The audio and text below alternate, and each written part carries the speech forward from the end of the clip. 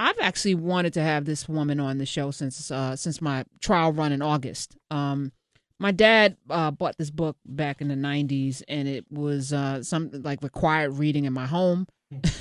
and I called my mom the other night because it was sitting on our kitchen. We had a kitchen, countertop with cookbooks and other books that were relevant, and it was sitting there and I called up and I said, "Ma, do you remember this book?" And she's like, "It must be with your dad's books in the closet. I'll go get it." And it was right there, and it's got his name in it. You see, that's my dad, and it's marked up. He even found like mistakes in it and stuff. That's how anal he was, and circle pages and stuff.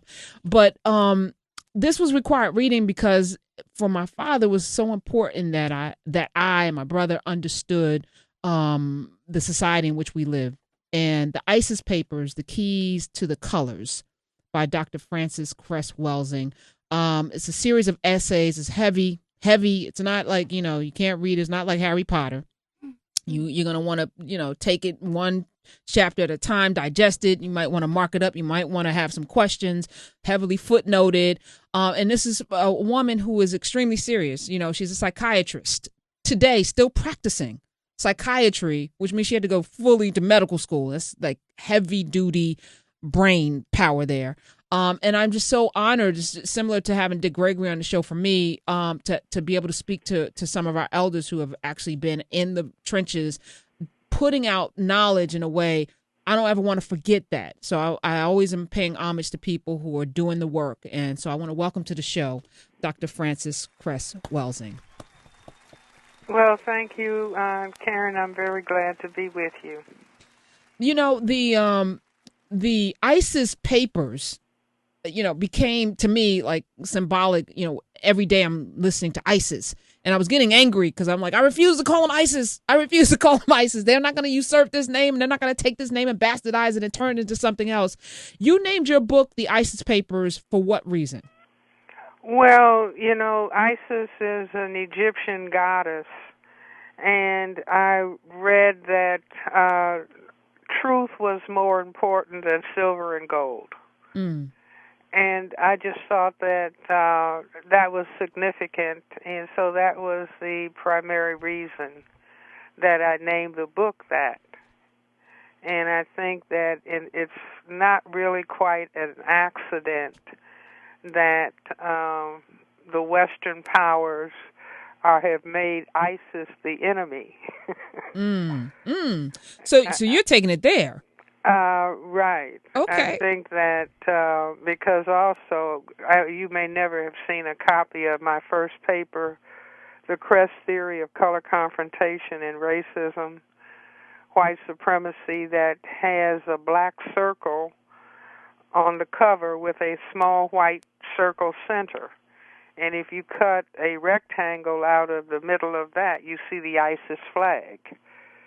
So the flag that we're told represents this terrorist group that is called ISIS. So I just say that it's very significant since all of my work is about racism, white supremacy. So you're looking at this ISIS crisis, if I can use that, as propaganda? Well, no. In other words, the discussion of racism is not a preferred topic in our society. And if you remember, Attorney General Eric Holder raised the question, are we a nation of cowards, being unable to talk about racism? Racism, white supremacy is the most powerful dynamic on the entire planet. And it's the one thing that we don't ever talk about. And it's the one thing, do you see, and when people don't talk about something, it's either they are afraid to do so or to talk about it will cause serious harm. I mean, once you understand the whys and wherefores, the in-depth reason for a whole oppressive dynamic, then the people have the keys to unraveling that dynamic and potentially replacing the unjust dynamic of racism, white supremacy with a system of justice. So and justice meaning no one is mistreated, no one is allowed to be mistreated, and those who need the most help get the most help. And that would seem to be, to me, an ideal situation. For some reason, it's not something that we adhere to. One would think, but that is antithetical to the survival of racism as I have defined it. Like I say, that racism, white supremacy, is a dynamic system for the ultimate purpose of white genetic survival on the planet. So is it purely that? Because I was going to ask you, why does racism have to survive? Well, racism, white supremacy is a conscious and or subconscious construct by people who classify themselves as white for their genetic survival. Whites are a tiny minority on the planet, and they're genetic recessive in terms of skin coloration. So let's say if everybody on the planet didn't pay any attention to skin color, and everybody just melded together, and in the words of Dr. Martin Luther King, if everybody loved one another and that love was expressed in terms of sexual activity and reproduction, then white would disappear. And what would happen then? And so if the people who classify themselves as white do not want to disappear, then they have to set up certain kinds of patterns of behavior in all areas of people activity: economics, education, entertainment, labor law, politics, religion, sex, and war. That is so fascinating to me, because I'm always thinking, how did this all start? Like, when was the first person who got up and said, hey, wait a minute, this skin color thing, I got to keep this going, and let's hatch a plan to make sure that, like, I'm like, what rooms, I'm going through your book, and I actually went to the German piece back in 1942, and I went online and studied that, and we know what happened with Nazi Germany with the Semites and that whole plan. It was like such a diabolical but like plan that was working to perfection until Hitler decided, hey, you know what, France is looking really good to me in England. Let me expand my territory even more. And he got, and I think I often argue, had he just stayed in his lane, he would have been able to effectively do exactly what he set out to do. Exactly. Okay. Well, in your subtitle, it's the ISIS Papers, The Keys to the Colors.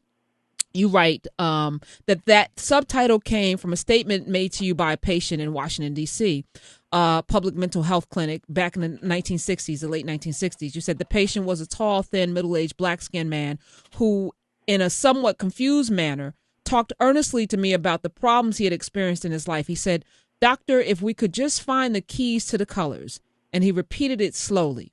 It was a statement I have never been able to forget, and this work is a portion of my response. Speak to that a little bit.